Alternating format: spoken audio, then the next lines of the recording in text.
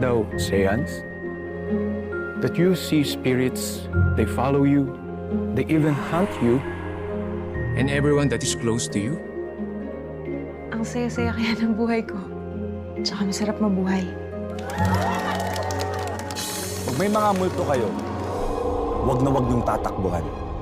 Harapin niyo ng may buong tapang. Ay, Yuri! Para maiba naman, baka naman gusto mong sumama na sa dinner ng crew. Mawawala ka na naman, parang multo, ganyan ka. Alam mo, Yuri, kung mag-isa ka lang pala dito, we can be friends. May mga puso naman kami. Wala kang puso. Tapos ako pa sasabihin niya na walang puso. Hindi ka namin miss ng girlfriend mo. Magpasalamat siya na kinakaibigan ko pa rin siya, maski na ang weirdo-weirdo niyang babae. Talaga, chicks ako? Oh my God, the nerve of that girl. Bakit masyado ka naman affected? Ha? Eh, kung naman kasi, Yuri, ang hirap mong hanapan ng lalaki. Sus, kahit nga mukha ng puwet basta matapang, okay na.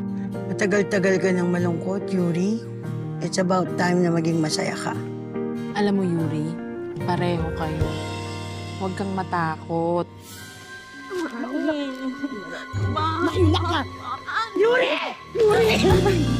Mukha lang akong matapang pero tuwag ako. Si Yuri kailangan niya ng someone brave. Alam niyo naman kung ano mangyayari. Sasaktan yun, mapapahamak. Yuri, sabi mo kapitbahay mo siya eh. Nakakapit nga siya doon sa bahay ko.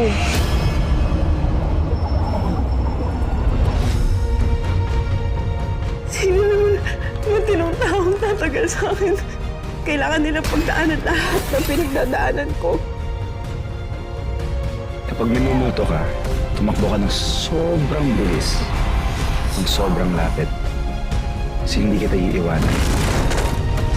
So parang magic kiliti? Sakto! Patayin na lamig with kilig.